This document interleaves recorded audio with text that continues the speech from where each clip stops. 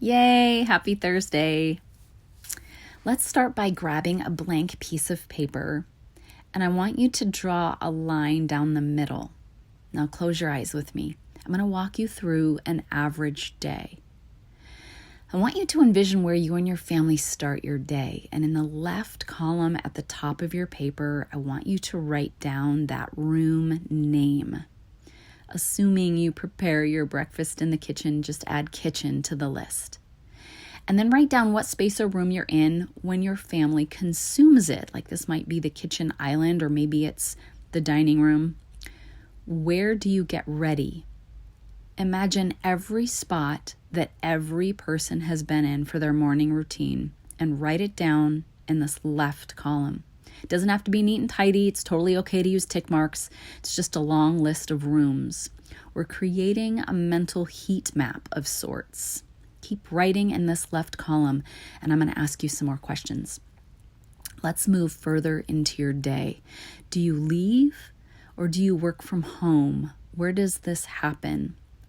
Are you grabbing your coat out of a mudroom? If so, list that. Imagine your coffee break or lunch. Where are you spending happy hour, if that's a thing? Where do you sit in the house during the day if you're home? When the kids or partner comes home, what space are they occupying now? Where does your family retire for the day and wind down? Do they spend time in bedrooms, family rooms? Write this down. Let's imagine the weekend. Do the patterns change for your children? Like, where do they play? Where do they do homework? And is it always in the same place? What happens when extracurricular activities happen, like shifting into softball season or soccer season?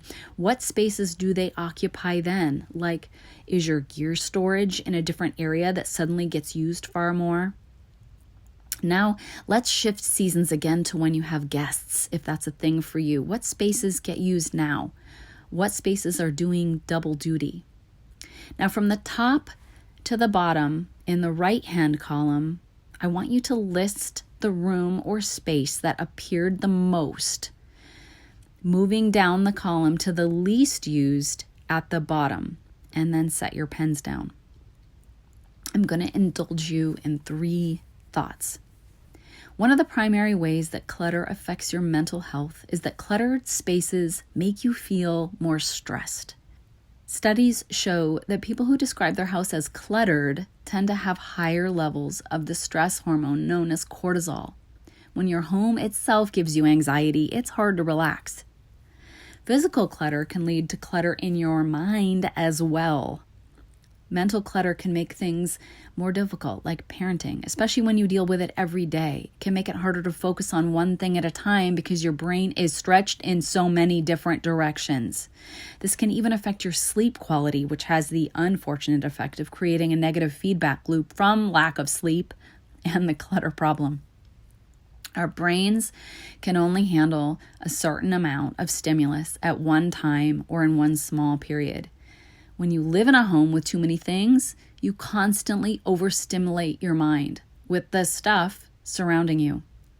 Overstimulation can affect things like your memory and cognition skills negatively.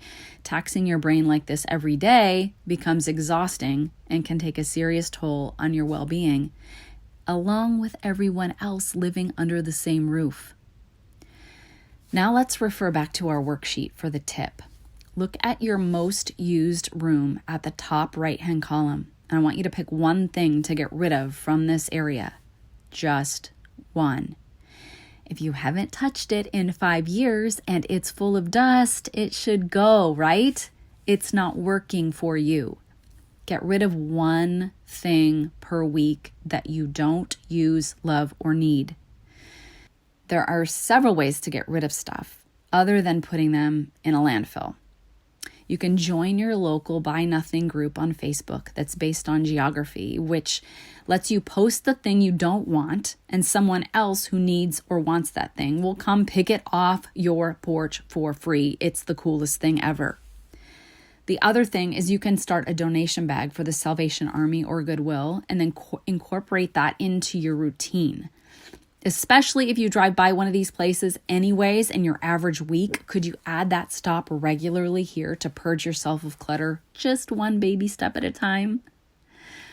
Focus on this one most used room first. Get rid of one thing per week that you don't use, love, or need. And then when you feel like the very walls of that room can breathe again, move to the next most used room and do the same as the months go by. Your home is the very framework for your life. So isn't it worth it to make it more functional and satisfying to be there every day? I'm a realtor and a home functionality coach here in the greater Metro Portland, Oregon area. Although home organization is part of the puzzle that creates a highly functional home, so is the ability to edit. These are all areas that I discuss when I come into your home for a session or through Zoom. All of these components contribute to a highly functional home or office to take the friction out of function. You'll notice that floor plan is one of the components. I'm also a realtor, so my final ask is if you know someone in the market to sell their home, kindly send them my way. The finest compliment I could receive is the confidence of your referral. I make sense out of odd spaces in homes when I stage them in preparation for listing to help my clients get the most out of their investment. Lastly, I also have a podcast called Home Space and Reason, in which I pose questions for you to ask yourself about your space and reason. It feels very much like this today. I'll put that information in the chat. Thanks so much, guys, for having me today. Remember, taking consistent baby steps each week to rid yourself of clutter is very doable.